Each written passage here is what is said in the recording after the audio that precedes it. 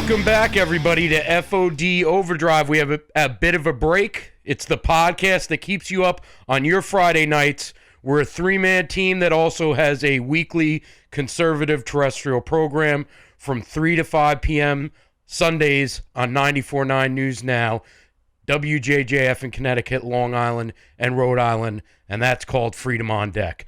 To live stream the station and listen to our program, go to FreedomOnDeck.com and click to listen live or listen to all of our back shows of Freedom on Deck and FOD Overdrive right there on the site. You can get daily updated news, contributions from Chet Martin, that's me, Lee Elsey from The Lee Elsey Show, Julio Rivera from the Reactionary Times, and Alex Newman from the New American Magazine. I'm Chet Martin. Tonight, Brian is not with us, but CV Burton is. CV, what's up, my man? Welcome back to the lazy, hazy days of summer. It's been lazy. It's been hazy. You know, last night, before we get into these the Democrat debacle debates, I thought President Trump speaking in front of Cincinnati, Ohio, where my father, he was on the outskirts of Cincinnati in a town called Springfield, but the one line that he put out there, which was the Democrat record is one of neglect and decay, really set the tempo for his rally, where they set records in that Coliseum. Now, President Trump pointed out all the wrongdoings that have occurred in Baltimore, all the money that was funneled in by Barack Obama that went and it disappeared. The fact that the crime rate in Baltimore is through the roof to the point where it's the homicide rate, check this out, ladies and gentlemen, last year was actually higher than the homicide rate in El Salvador. Oh, my God. And, you know, and he said, listen, what President Trump said, I'm fighting for the inner city. I want to stop the flow of illegal immigration into our country in order to make more progress in these inner cities and communities where these crooked politicians are basically, CV, stealing the money. Oh, absolutely. $1.5 billion went to Elijah Cummings and Baltimore in 2009, and since then, $13 billion that they can't account for. Yeah. That's embarrassing. Well, that's the way it is in all Democrat-ruled states. Here in New York, you know, look at our streets. Look at the congestion on the roads. You know, every time I have a client I have to meet in Manhattan, it takes me 6 hours. I'm an hour away. It takes me 6 hours to get in and out of there because of the congestion, because they don't know what the heck they're doing. They're paying their cronies and the union workers who are all in bed together, and it's all nepotism, and it's all one hand washes the other, and it's supposed to cost like, you know, a couple $1 million for a mile of paved road, but in this state it costs like $1 billion for that much road. And we're going to get into New York a little later with the Schwashim, who is... You say it good. Say it again about Andy Cuomo. Well, why don't we save it till we talk about that story? All right, that's fair. And, you know, cops are getting buckets of water dumped on them now. That's how much they've deballed our police force, and it's not the police's fault. It's because the Schwashim and Mr. Comrade de Blasio really basically don't give a rat's ass about our law enforcement officers, and it reflects in the way that these punks treat them. But let's get into the debate. I kind of want to go through this sort of quick, but I want to give a little coverage. First of all, CV, I hope the people out there watching didn't play the Democrat debating drinking game on Tuesday and Wednesday nights. Where every time they offered something free? Well, no, that could be in it too, but it's where you drink every time a candidate or moderator mentioned white nationalism or racism or Trump's divisiveness, or you're most likely hammered beyond belief. The first night was full of a good dose of communism from Comrade Sanders and Pocahontas as they pushed for Medicare for all and the elimination of the privatized medical coverage. And when challenged, which they were challenged a few times, used the dirty tactic of calling it a Republican talking point. That's a Republican talking point. Same thing Pocahontas said. The only two that I thought came away winners that night were Klobuchar, when she actually stood up and said, I don't believe that all Trump supporters are racist. It's amazing that she has to make that statement, and people booed her. And Delaney for actually challenging Sanders and Warren, but boy, is he a weird-looking guy. Beto O'Rourke, his big talk was condemning our Border Patrol agents and our southern border. He's finished. And then Thursday's debate was won by Tulsi Gabbard, in my opinion. I did not watch either debates. I was watching Shark Week because it was far more interesting to me. But I did read up on it. I did, I watched some clips on YouTube. I watched a few things just to see what was going on. One thing that I liked about Tulsi Gabbard was when she single-handedly finished Kamala Harris off with her attack on Kamala's record as chief prosecutor in Los Angeles, while she kept death row inmates in prison who had a presentation of innocence by the court. So she sat on evidence that would have freed inmates on death row in order to keep cheap labor for the state, which was brought to the forefront by her. Sleepy Joe Biden, I got to tell you something, CV. The Democrats must be shaking in their boots because he is leader of the pack still, and if he can't handle these non-existent, really boring Democrat politicians that are up with him, which half the time I couldn't understand what Biden was even saying. He cannot. There's no way he can debate Trump. No. I didn't watch either one of the debates because I'm just waiting for them to pick a nominee, and then I'll bash the nominee. But these jokers, they're not worth my time. But I did hear about Tulsi Gabbard smacking down that other politician, whatever her name is. Kamala Harris, right. I always call it Camel Toe. Camel Toe Harris. And so did Willie Brown. she said something to the effect like, you threw all these people in jail for marijuana, but when you were asked about marijuana, you laughed it off. You laughed. Yeah, you laughed. When they asked her whether she smoked it ever in her life, she just laughed it off, didn't even answer. Right. So she pegged her as a total hypocrite. And so that was good. I'm a little worried about Tulsi Gabbard because I'm afraid that if she gets the nomination, which she probably won't, but if she did, she might actually pull some of the Democrats who went Trump last time back into the fold again. You know why she won't get the nomination? Why? Because she's a veteran, and the kooks on the left will never nominate her. Right. That's the truth. I mean, let's be clear. It sounds plausible. She's too pro-American, and she actually, in last night's debate, said that we do need to enforce our rules of law on the southern border, and that didn't go over well. And actually, Biden said it too. What I noticed about these debates was that the centrists, if you want to call them that, I will not, because they're still for infanticide. They're still basically for open borders, even though they say they're not. We're trying to distance themselves from people like Cory Booker and Bernard Sanders and Mrs. Pocahontas, who are just completely unhinged. And the crazy part was Delaney was one of his great lines, and he is a weird guy. I can't help, he's got a weird look about him. But when he told Pocahontas, you're dealing in fantasy politics. None of this can be done without raising taxes. Yeah. And it was the tactic that she said, I'm mixing words up here, sorry, but the tactic she said was that it was a Republican talking point to say you're going to raise taxes.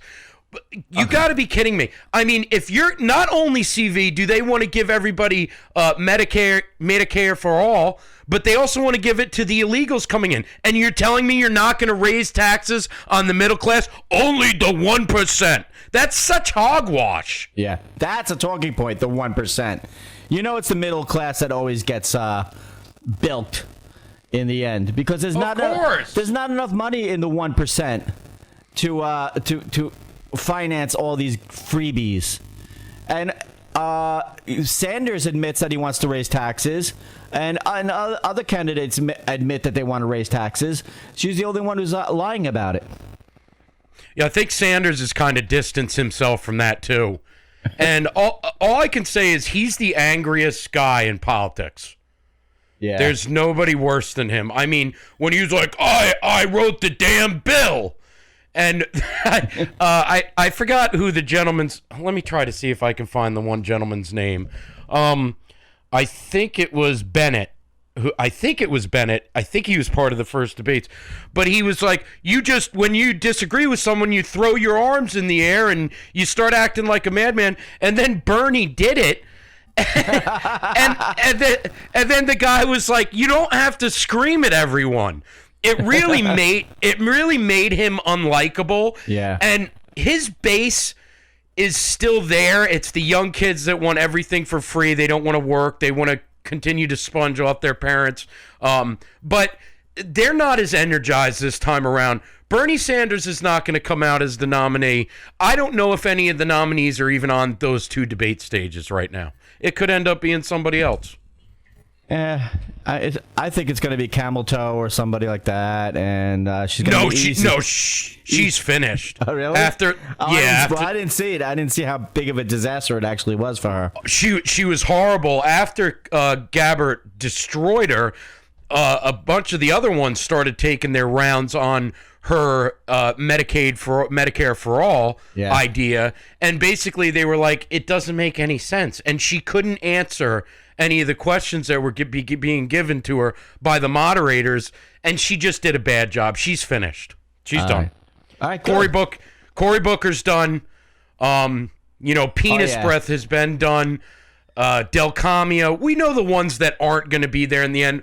The ones that'll be there in the end, we all know, are going to be Liz Warren, Bernie Sanders, Biden, and it could end up being somebody like Gabbard that's there in the end.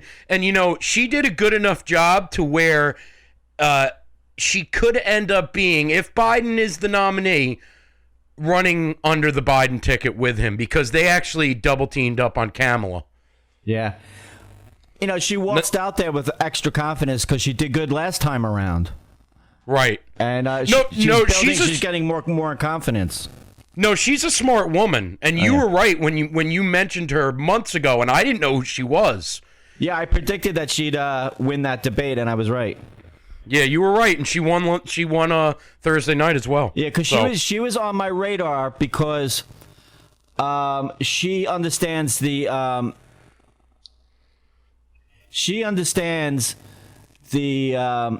Syria situation. She knows that Assad is protecting the Christians, and that's why Obama hated him. And she was, right. She was in on that very early, and she was ahead of me on that, actually. Right, right. So I give her kudos just for that. I know she's a liberal in other areas. I'll never vote for her. No, but I'm not. At least she has a brain. She's the only one that wouldn't scare me to death if she won. Right. So I mean, like, if you said you had to pick one person to run against Trump, I would say her. Well, I don't know. I want somebody more easily beatable, like Biden. I'd rather Biden win, and then Trump can easily destroy him. But if you want more of a contest, it might be with Tulsi. No, I don't want more of a contest. I just want less fear if somebody beats Trump, is what I'm saying. Trump's got it in the bag, I think. I know he does. All right, we're there with the president, Mr. President. If you're listening, don't be mad at me. I still love you. Great. All right, listen. Let's do a little word from the sponsors, folks. Are you getting frustrated with the trusted conservative sites and magazines turning left? Do you really want to read Bill Kristol in the National Review? Is the Weekly Standard supporting our president enough? I don't think so. Instead, go to thenewamerican.com and get your subscription to the New American magazine. For both the magazine and online subscriptions, you get a great deal, and you can read pro-Trump, truly conservative contributors like our good friend of the show, Alex Newman, Bill Hahn, and so many others. Go to thenewamerican.com. Tell them Chet and CV and Brian Bro sent you, okay? Now, This is something that we were talking about not too long ago with our buddy Josh and Nicole Landers from the Parent to Parent Network, and I kind of wanted to get into it because they are pushing this forward now. This is coming from MarylandMatters.org, if anybody wants to look it up. A group of state lawmakers wants Maryland's superintendent of schools to update social studies curricula to include lessons on the disability rights and LGBT rights movement. Funny how they stick those two together. Yeah, exactly. So Eric G. Ludke, Democrat in Montgomery, organized the letter, which was signed by 34 other delegates and 13 senators. As a former history teacher, I know the importance of kids being able to see themselves in the curriculum they are taught, Ludke tweeted. Thanks to all who signed on! ! The move comes as several other states have passed laws to include curriculum focused on LGBT Americans and other groups that were historically unrepresented in lesson plans. Ludke organized the letter in defense of the Maryland General Assembly's longstanding reluctance to legalize curriculum. The state of California was the first to pass a law mandating LGBT curriculum in 2011. Similar laws expanding curriculum to include LGBT and other communities took effect in New Jersey, Colorado, Oregon. A bill passed in Illinois is waiting action by Governor J.B. Pritzker, Democrat, so that'll get signed. Other states, including Alabama, Arizona, Utah, have moved in recent years to remove restrictions on LGBT content in the school's curricula.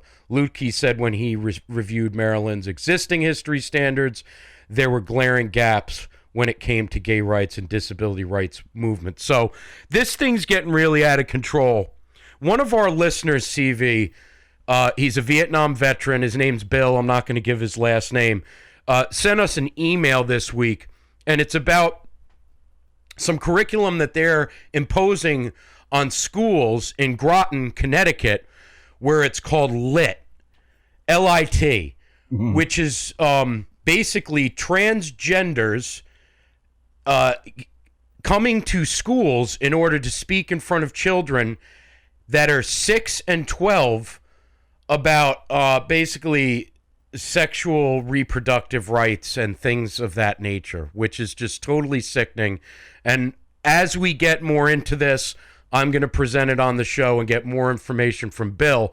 But what they're doing in these schools now is they're engineering our children into being these transgendered mutants that they want to mold them in their likeness. And something that Josh and Nicole talked to me and you about was the fact that in some of these schools in Maryland now are passing laws that allow the teachers, the superintendents, and the administrations to help children get reassignment surgery. Oh, my God. This is without the parents' consent. This is going into a really sick, demonic area. What do you make of all this curriculum? It's certainly geared by the UN. How do we put a stop to this? And it's really not being addressed by anybody. And I hate to say it, I wish President Trump would kind of get a hold of this, because Betsy DeVos is behind a lot of this. I have like 3 thoughts. I don't know how to put them in order. One is, and they're not necessarily connected exactly, but one is, in elementary school, these are prepubescent children. They're not thinking about sex.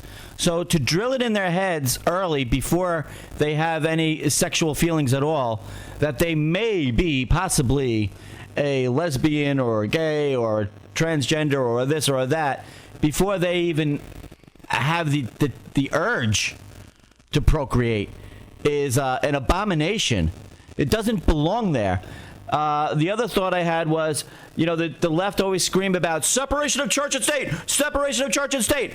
Well, why isn't there anybody screaming about separation of sex and state? What the hell does the state have to do with sex? Leave us alone. Leave our bedrooms alone. Leave our sexuality alone. Stop trying to brainwash our children. It doesn't belong in school. Period. End of story. And then my final thought is about the fact that they're trying to say that the LGBT community are lacking some rights. What rights are they lacking? Can anybody answer me that? I ask them all the time. I ask liberals all the time.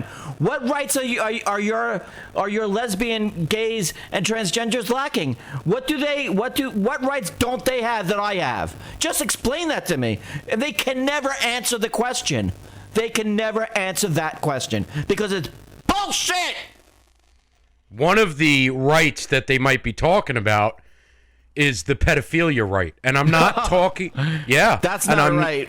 No, well, they're trying to push that shit. Oh, yeah. Remember, they called LGBTQ and then P on some of the groups. And the P stands for pedo love. And I've shown you articles, and I've shown you stuff that I found on Twitter where these pedophilia groups and pro-pedophilia people connect themselves to the LGBT community, and then we've got kids like Desmond is Amazing being put in these situations where his parents bring him to a gay bar, he strips, he gets dollars. They're clearly moving in that direction.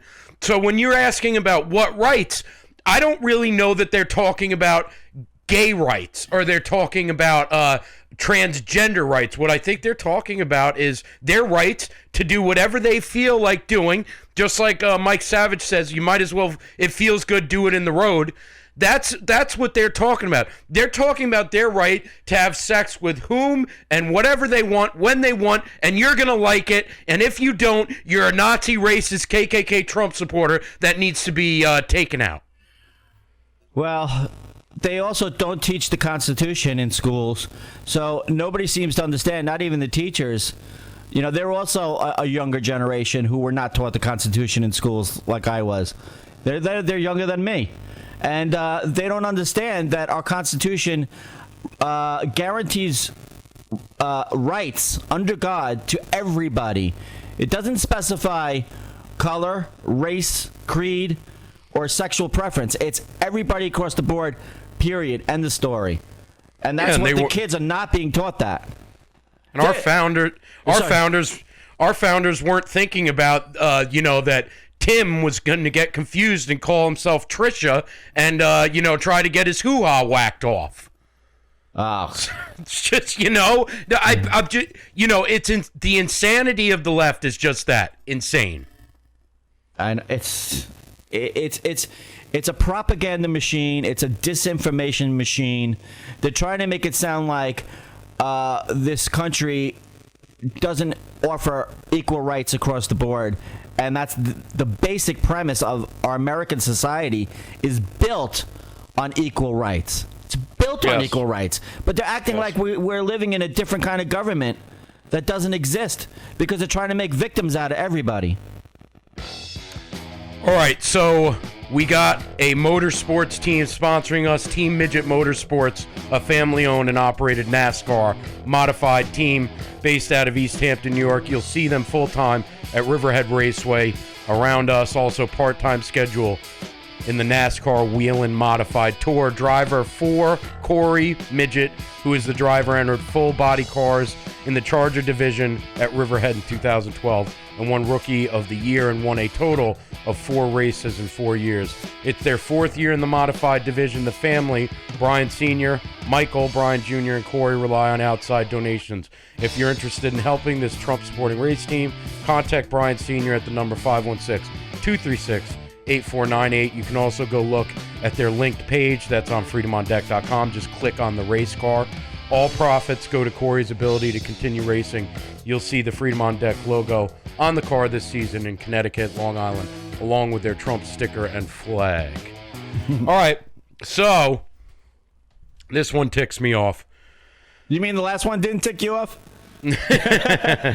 They usually all do, but a New York City art gallery owner who also migrated to this country legally, by the way, just so you good liberals know. He's not some white man that you need to put down and beat down. He says he was viciously beaten in Manhattan by a large group of teens for wearing a Make America Great Again hat. Janjir John Turan, 42, says it happened Tuesday evening on Canal Street. He was wearing the MAGA hat that he had purchased earlier in the day at Trump Tower. I love President Trump. I think he's doing a great job, Turan said.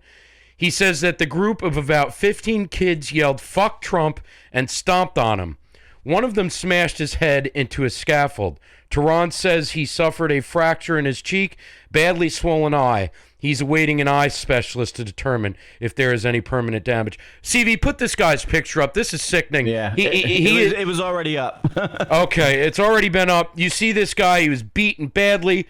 He held a Thursday afternoon news conference to demand that the NYPD find those responsible for his attack. Well, they might get a bucket of water thrown on him. As for wearing the hat again in New York City, he says he'll think twice before doing it again. See, that's the sad part about it. These threats against people wearing advertisement for Trump are making people not put that advertisement on their head or on their car because they're afraid their car is going to get keyed or they're afraid they're going to get punched, and so it keeps the campaign of Donald J. Trump down, sort of like how Twitter keeps us shadow banned. We're not allowed to show our colors. By colors, I mean our team, Right, exactly. Well, yeah, they're going to take it as you said something racist. Yeah, I know. That's why you have to be careful these days. I'm sick of being careful. This is absolutely mind-numbing. This guy immigrated here legally to America. He loves his president. He wants to show his support. He's a man of color. But you know what? He got beat up by a bunch of young punks, and I guarantee you, I'm stretching here because I'm reading from the story. I guarantee you it was a bunch of black punks, the same ones that throw buckets of water on our police officers, that beat this guy to a pulp and said F Trump because they didn't like the fact that he supported the president. It had nothing to do with his race. It had nothing to do with the fact that he immigrated over here. It had to do with the fact that he's actually a proud American who supports the president. And it's sickening to me to see this happen. I posted this story up on Freedom on Deck on Facebook. Luckily right now, for some reason, CV, all of a sudden we're getting a lot of responses and a lot of views. So some of we're getting hit again. It's weird. It's almost like they let us go. But some of our viewers and our listeners and our fans were posting on it. One of them, Bill, says, I wouldn't ever wear my MAGA hat in New York. I'm comfortable doing it here in Ohio, but I wouldn't do it walking through New York City. Another one of our listeners says, if I was to wear a MAGA hat in New York, I'd have to be armed, which I can't be in New York. And there's other replies and comments on this thread. All of them are in the same vein. I wouldn't want to wear a MAGA hat in New York. Yeah. You are absolutely right. This is a bully tactic that's been created by the left, including those that are up there on those debate stages this past week of saying that we're Nazi, KKK, white supremacists, we're deplorables, we're the irredeemables, all this garbage that's absolute nonsense and has nothing to do with the man up there who, by the way, has given... who has made black unemployment go down, who has given the First Act bill that has freed black prisoners. I don't really like it. It's not my thing. Actually, there's been some bad people that have gotten out, so I'm not a fan of it, but he has done that. He's also gotten jobs up for blacks, Latinos, for Asians.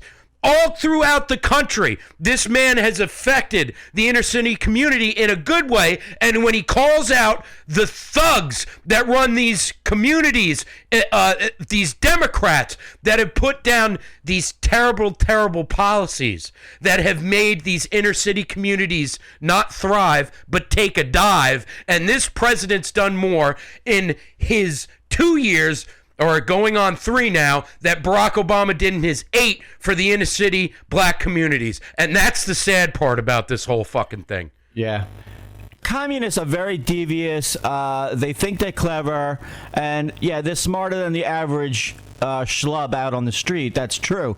But the media, the left-stream media, know exactly what they're doing. They are inciting hatred against Trump supporters to keep to keep them down, to keep them from. No, you know what it is?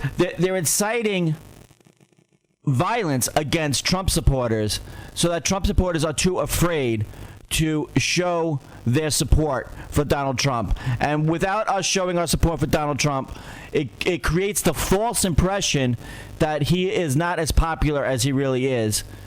And we can't energize or encourage other people to vote for Trump because we're too afraid to be beat up, basically. These should be charged as hate crimes.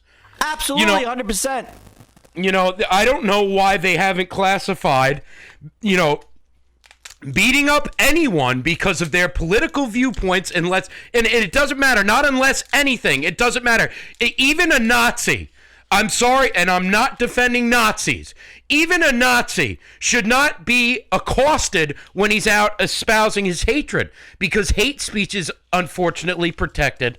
But you have to appreciate that in order to protect yourself, which we have gotten lost in this country. It's amazing to me that we have the Bill of Rights, that we have the Constitution that we have, and this shit goes on. I know. There's no answer to it except to keep telling people to ignore the propaganda. I don't know how many times I keep running into people who insist that Trump supporters are racist. And that Trump is a racist, and I have to argue with them all the time. And it's not even like I'm not even starting the conversation. I'm not even wearing a Trump shirt at the time. I'm not wearing a "Make America Great Again" hat at the time. It's just like in my daily travels, people just bring it up automatically, and even when I don't want to mix politics with my other businesses, I have to stand up and say, look. Donald Trump was a rich and famous person his whole life, up until about the age of 70, when he was about to run for president. And then all of a sudden, he's worse than Hitler. When Al Sharpton and Jesse Jackson gave him awards. Yeah, and nobody wants to talk about that. Yeah, gave him awards for his work with for the minority communities. And then all of a sudden, because he wants lower taxes and national security, suddenly he's a racist? There's a disconnect. People are not thinking, they're following the propaganda. And I keep telling them, stop believing the propaganda. It's propaganda. No, absolutely. And the media does it when they sit up there and they say, well, Antifa's fighting the Nazis. No, Antifa's not fighting Nazis. Antifa is fighting proud patriots. They're beating up journalists, an Asian gay journalist, for God's sakes. And Cuomo, the Schwashim's brother, who works for CNN, comes on and he says, well, I kind of have to support them when they're attacking Nazis. It was a gay Asian. Stop! I know. Stop it! But then you say, well, what about Trump supporters like Candace Owens? What about Trump supporters like Terrence K. Williams? What about those Trump supporters? What about all the black Trump supporters? They don't exist like we don't exist. Exactly. And some of the ones, it was really heartbreaking when President Trump had the young black leaders come to the White House. And one of the young kids, he was 15, he was from the inner city, I don't know. I think it's from the Washington, D.C. area. And he said, I can't wear my MAGA hat in my community. I'd probably get shot. That's so sad. That's sad. And another thing these communists do who run everything, they run Twitter, Facebook, Google, Amazon, everything. They shadow ban us. They keep us down. They make us look like we don't exist. So it creates the false impression that non-Trump supporters or Trump haters are actually the majority, and we're the fringe. It's bullshit. When it's the exact opposite, and then when the election comes along and Trump wins handily, they're like, where did all his supporters come from?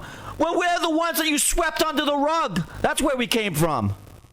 Yeah, and they're going to get beat again, so it's going to be tough because it's going to be ratcheted up. That's the only worry I have about this election is the reaction that's going to come. It's going to be, and they try to lie about the numbers of people that go to his when he was inaugurated, and I know.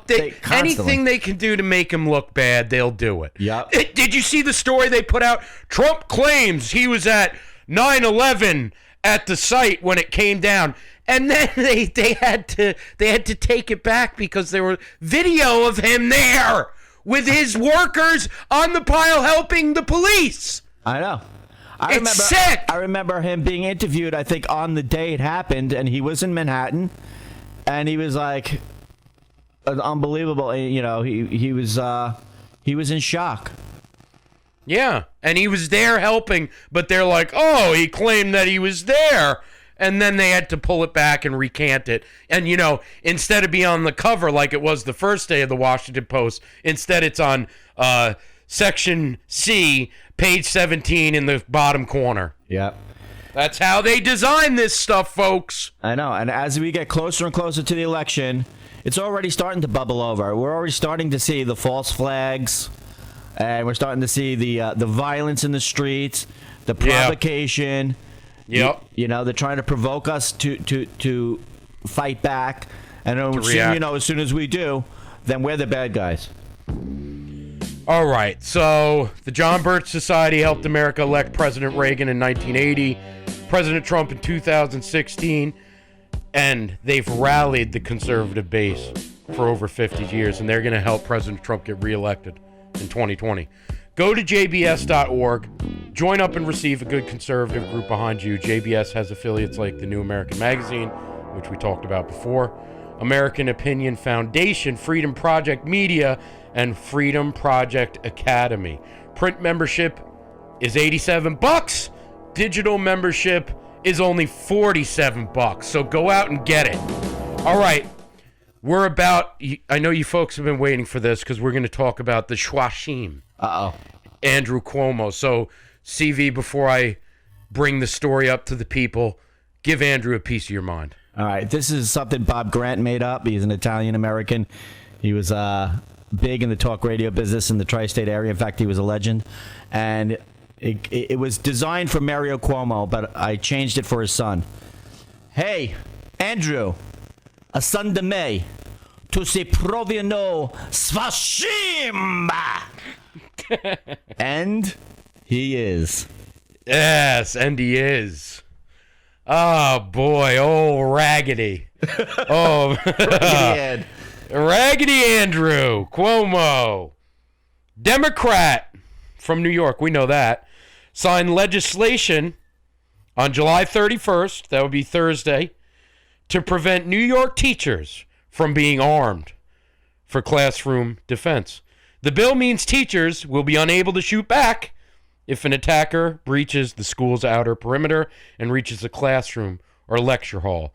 The New York Times reports Cuomo released a statement on the newly signed prohibition saying, "The answer to gun violence epidemic plaguing this country has never been and never will be more guns." Now, Andrew, how dare you? How dare you make a statement like that when there are more illegal guns confiscated in the districts of New York City than any other city in the world? You are a liar. You've been pushing forward bills to disarm the people of New York in ways that I've never thought were going to come down the pikes. Now, it's if you don't put your gun in the gun case that New York approves. It can't be your own gun case. It can't be the one that you approve of. New York has to approve it. They can come and arrest you if you have kids in the house. Also, they only give you a limit of, there's a bill. It has not passed. Thank God the NRA is pushing back against it. There's a bill in the works to make it so you can only get 20 rounds in a given month. That means if I take my Mossberg down to the range and I shoot 20 rounds, which is not enough to go to the range with, believe me, that's all I have. That's it. I can't protect my family. So the bottom line is I got to keep my 20 rounds with me at all times at the house. It's deballing the public. New York is going for this. California already has it. They're doing it in New Jersey. Connecticut's next. Thank God there are gun rights groups and lobbyists like the NRA that work with President Trump in order to protect us from schmucks like Cuomo. But CV, the absolute absurdity in all of this is that we had Florida move forward to allow teachers that are qualified that go and get trained in order to shoot back, or they have ex-police or ex-military in the school, in the hallways with guns, and they're trained in order to protect our children. The way Cuomo is constructing this and showing it to the people in New York is saying, well, you just don't give a gun to Bob, Dick, and Harry and expect them to protect your children. No, Andrew, they're getting trained, and that's the best thing you can do against these scumbags that go into the schools with these guns, because I'll tell you this, Andrew, when they think that people are armed in there, they will think twice about going into the building, CV. Yeah. Well, one of the planks of the socialist platform is to disarm the citizenry because they want total control over the citizenry. Right. They want to take away our power. They want to take away our money. They want to take away our guns. Anything that takes away our power and gives them more power, they're all for it. So that's one of the planks in their platform, is to disarm us. And he would, people like him, evil socialist pigs like him, really want more violence in school and more shootings in school, because it lends more veracity to their argument of getting rid of guns from our society. So to have somebody trained to shoot back in school and stop the shooter from killing more people, that actually is an argument for more guns in our society, and that's what they don't want. So they actually want more bloodshed. It's a great point, and a good example of that is the shooter in New Zealand that had a manifesto. Yeah. In his manifesto, he admittedly called himself a communist. I mean, I think he said socialist, but a communist. And what he said was the reason he planned the attack and was going to perpetrate this attack was in order to push more gun control. Exactly. Nobody in the media talks about that. Instead, they came forward and said, oh my God, he's a radical right-wing racist that went and shot these Muslims in this mosque, and how bad is that? All that's bad, but the point is the guy did it because he was an extreme left-wing radical terrorist that went and shot these people. Not a Trump supporter, which they tried to label him as. As a matter of fact, in his manifesto, he said he hated President Trump because of his support of Israel and because of his support of gun rights in America. And that he hopes that this movement that he thought he was going to start would spread to America. These socialists want to take away your right to protect your family, and they want to enslave you. Bottom line. Yeah. A kindergartner or a first grader knows that somebody shooting in the name of this group or that group makes that group look bad. So there was a shooting recently. Where was it? Where they killed like 3 people, including a 6-year-old boy. Oh yeah, that was terrible. That was, I believe, it was in California. Yeah, and it was at a garlic. It was Northern California. It was at a garlic festival. Yeah, garlic festival. Yeah. And the news media releases right away that on his Facebook page, white supremacist. Yeah, he said, read. Might is right. And that's a book that's normally condemned as a white supremacist book, which it's really not. It's really just a book that restates what scientists always say, that in evolution, it's survival of the fittest.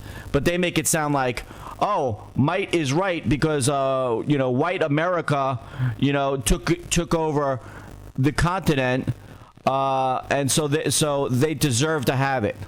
And so, like the whites are bullies, and it's survival of the fittest. So let them leave them alone.